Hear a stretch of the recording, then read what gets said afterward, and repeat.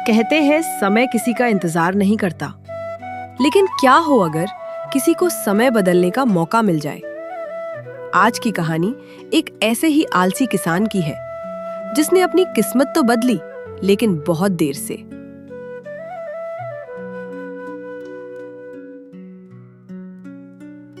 आप अभी तक यहीं बैठे हो?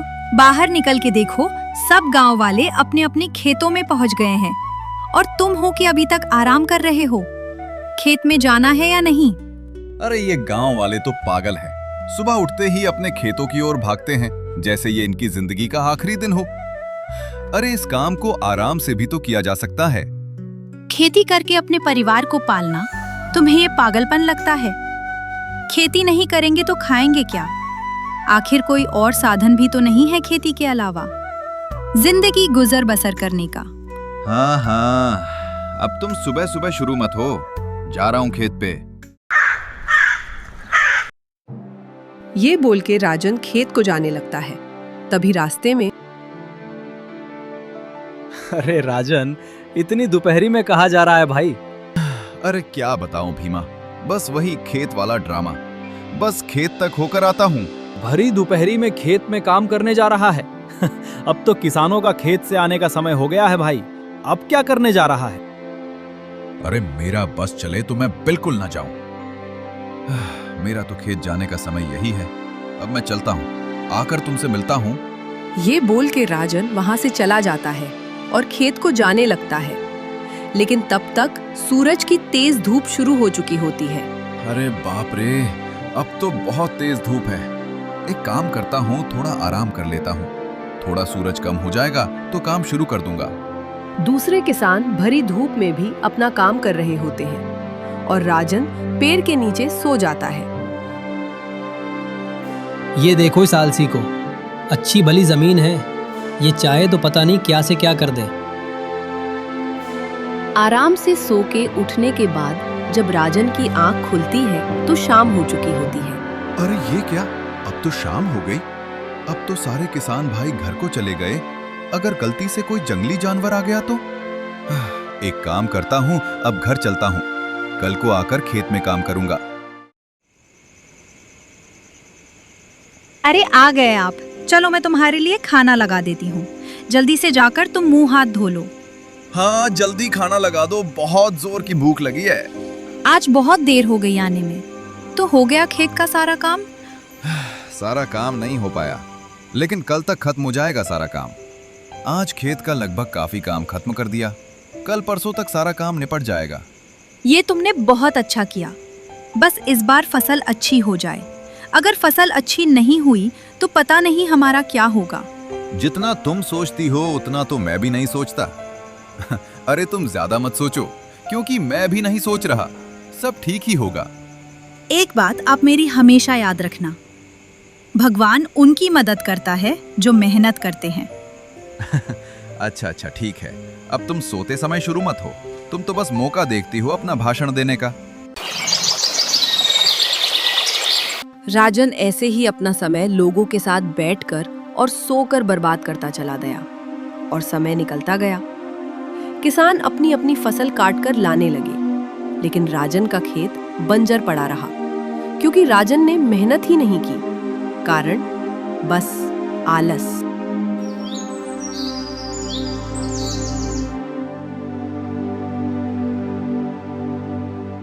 तुमने तो कहा था कि फसल पक चुकी है, तो कहाँ है वो फसल? घर में कुछ भी खाने को नहीं है और तुम खाली हाथ आ रहे हो। समझ नहीं आ रहा कैसे बताऊं। हमारी फसल बर्बाद हो गई। क्या कहा? बर्बाद हो गई? ना कोई आंधी ना कोई तूफान, ऐसे कैसे फसल बर्बाद हो गई? बाकी किसी किसान की तो फसल बर्बाद नहीं हुई। पता नहीं, लेकिन हमारी फसल बर्बाद हो गई। आलस के साथ साथ तुमने झूठ बोलना भी शुरू कर दिया। सच तो ये है कि पूरा साल तुमने अपने इस आलस की वजह से बर्बाद कर दिया और अब तुम मेरे सामने झूठ बोल रहे हो। तुम तो हमेशा मेरे ही पीछे लगी रहती हो। तुम परेशान मत हो बिंदु, मैं कुछ ना कुछ कर लूंगा। पूरा साल मुझसे झूठ पे झूठ बोलकर अपने आप को और मुझे धोखे में रखा। अब मैं और झूठ बर्दाश्त नहीं कर सकती और ना ही ऐसे आदमी के साथ रह सकती हूँ जो आलसी के साथ साथ झूठा भी हो। ये क्या कह रही हो बिंदु? मैं वही कह रही हूँ जो तुम सुन रहे हो। मैं जा रही हूँ अपने घर। मुझे नहीं रहना ऐसे इंसान के साथ जिसका जीवन का कोई अर्थ नहीं। लगता है राजन और उसकी पत्नी में लड़ाई हो गई है। पता नहीं ऐसे निकम्मे लोगों की शादी आखिर क्यों करा देते हैं। अच्छी भली खुद की जमीन होते हुए सारा दिन ताश खेलना और यहाँ वहाँ बैठना। जिंदगी में ऐसे काम नहीं चलता भाई। और ऐसे घर में कौन औरत रहना चाहेगी। पता नहीं ये राजन इतना आलसी कैसे हो गया। इसके पिताजी इतने मेहनती थे कि हम लोग उनसे प्रेरणा लेते थे, लेकिन इसे देखो, आलसी कहीं का। ये तो वही बात हो गई भाई, दीपक तले अंधेरा। सही कहा भाई, ये कहावत राजन पे बिल्कुल ठीक बैठती है। दीपक तले अंधेरा। राजन चुपचाप अपने खेत पर जाता है और वहां राजन अपने आप को बुरा भला बोलता है। सारा खेत सूखा पड़ा है।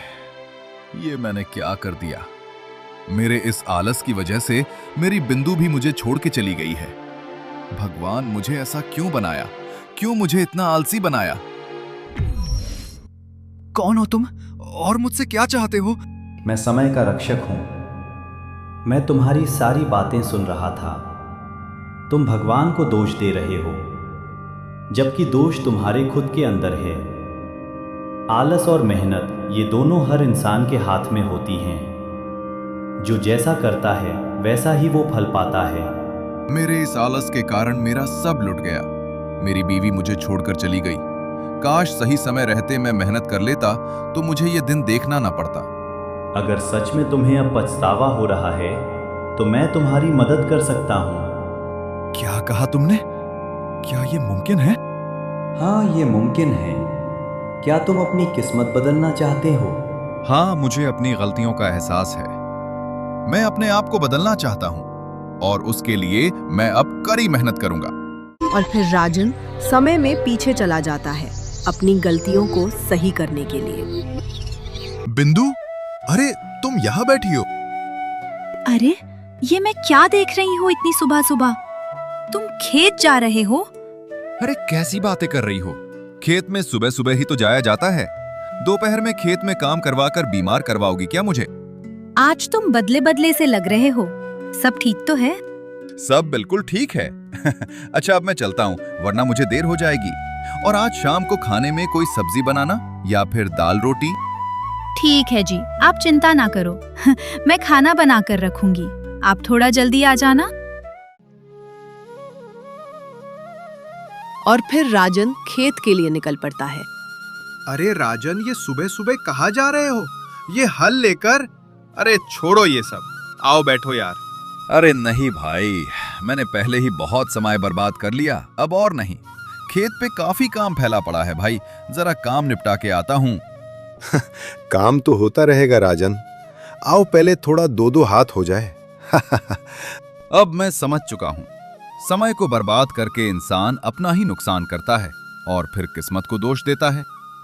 फिर राजन वहां से चला जाता है। अरे इसे क्या हो गया भाई? ये तो ऐसा नहीं था। पता नहीं भाई, ये तो पूरा बदल गया एकदम से। और फिर राजन अपने खेत में खूब मेहनत करता है। अरे वाह राजन, तुमने तो कमाल कर दिया। आज इतनी सुबह सुबह खेत में मेहनत, ये हुई ना बात।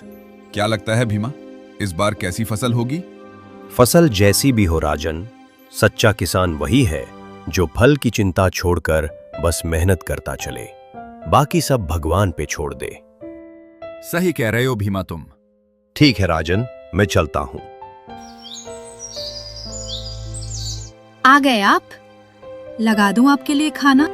हाँ बिंदु, खाना लगा दो, आज तो बहुत भूख लगी है।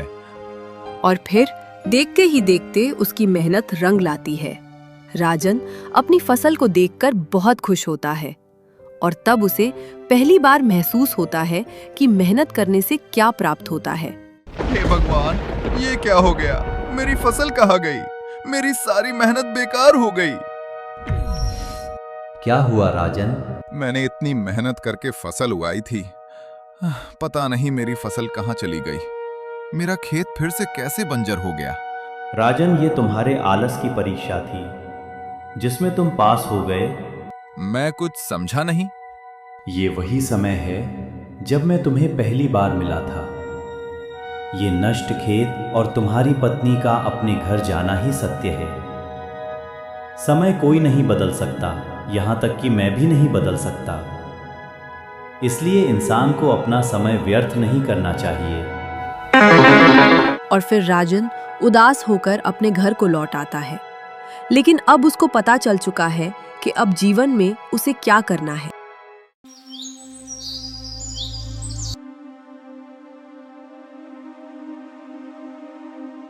नमस्ते पिताजी।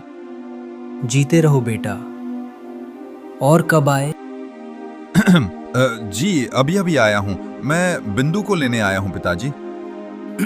तुम रुको, मैं बिंदु को आवाज लगाता हूँ। बेटा बिंदु, कहाँ हो? देखो तो दामाद जी आए हैं।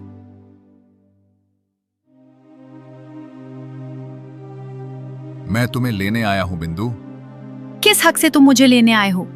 और क्यों जाऊं उस घर में जब वहां ना ही कुछ खाने को है और ना ही तुम कुछ करते हो?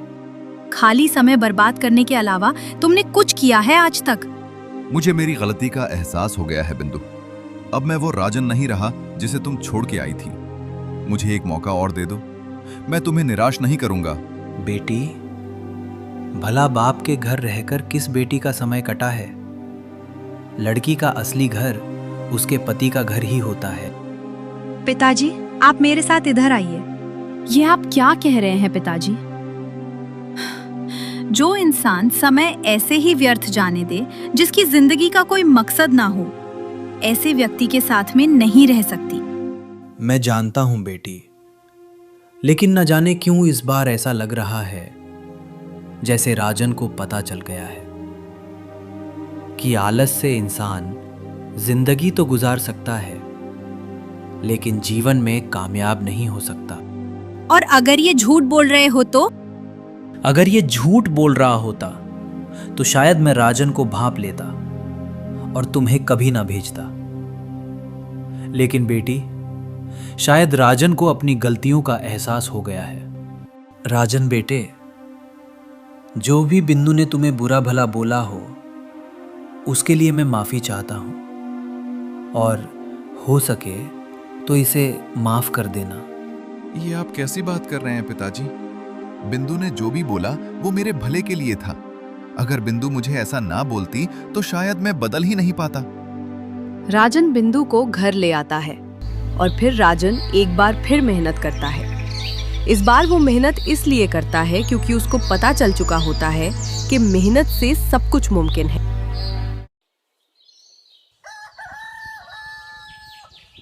राजन की मेहनत रंग लाती है और उसके खेत में बहुत फसल होती है, जिससे पूरा गांव अचंभित रह जाता है। तो इस कहानी से हमें ये सीख मिलती है कि समय बहुत अनमोल है, इसे कल पे टालकर बर्बाद नहीं करना चाहिए।